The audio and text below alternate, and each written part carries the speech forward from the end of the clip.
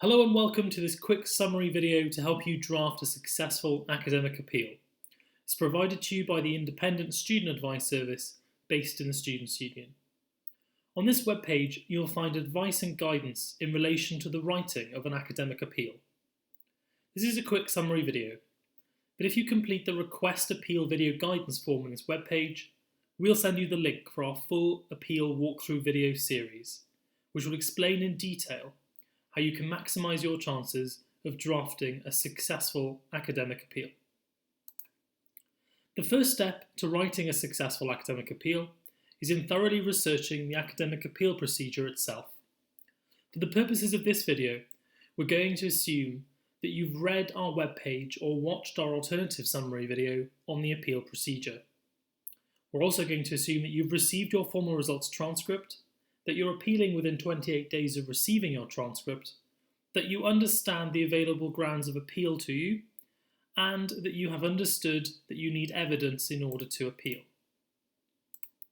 Given how much time and money has gone into your university education, the first point for us to stress is the need for you to take your time in writing your appeal.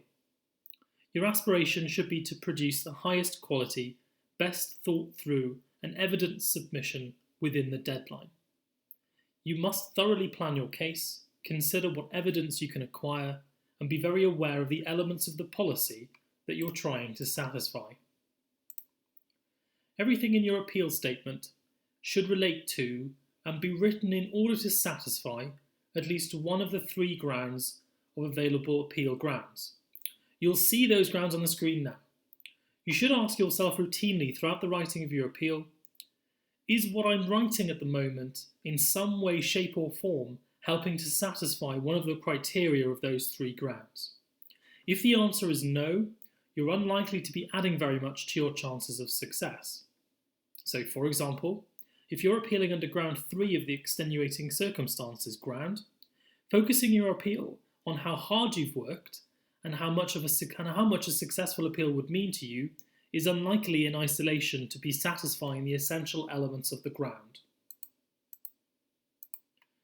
Before you start writing your appeal, get a piece of paper and draw a line down the middle. On one side, list the main criteria that you need to satisfy for the grounds that you wish to appeal under.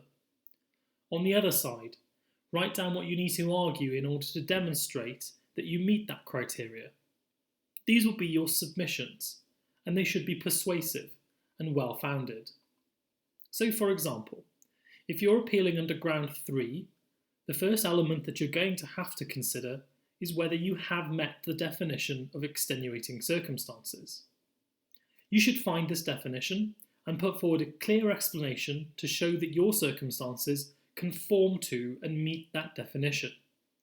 Your submission will be that your circumstances were X, and so meet the definition of Z because of Y. The second element in this ground 3 example is that you need to show that these circumstances had an adverse effect on your academic performance. My circumstances were A, which resulted in B, which meant that in my doctor's opinion, I couldn't do C. The third and final element of this ground 3 example is that you're going to have to show good reason as to why you did not submit extenuating circumstances by the school deadline. If you've thoroughly researched the criteria, you'll know that you need to demonstrate an impairment of judgment.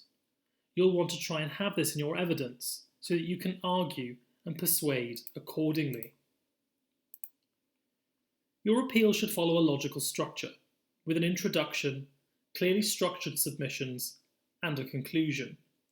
You should break your appeal up into paragraphs, start with your strongest points, and separate each of your arguments so that the university can identify them clearly.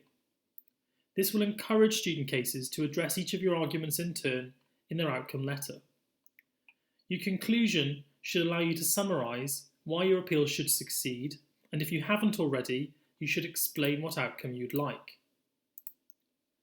You must remember this needs to be a persuasive document. The right choice of words, written and presented well in a logical structure, is important. Be polite and professional. Avoid being aggressive, hostile, or overly emotional.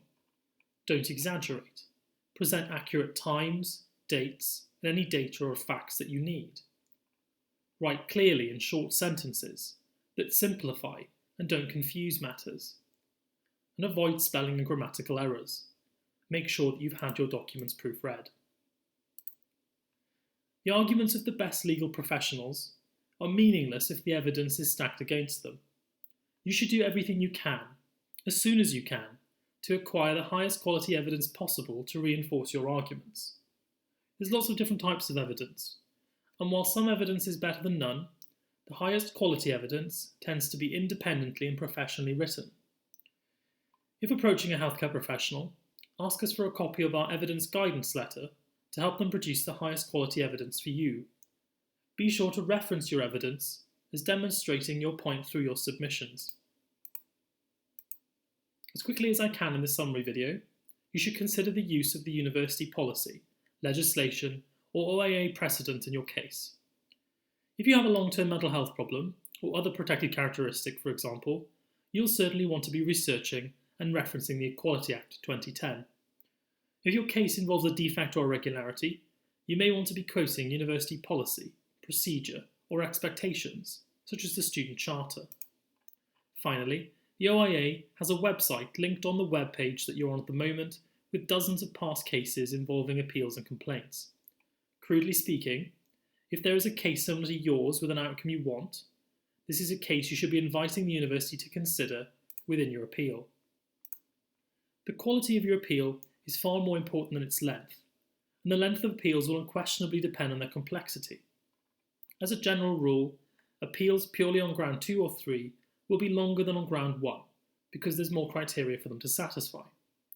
A general observation from our advisors is that most unsuccessful appeals tend to be far too short, and they fail to address all of the issues in sufficient depth as needed. Finally, you should resist the urge to submit your appeal straight away.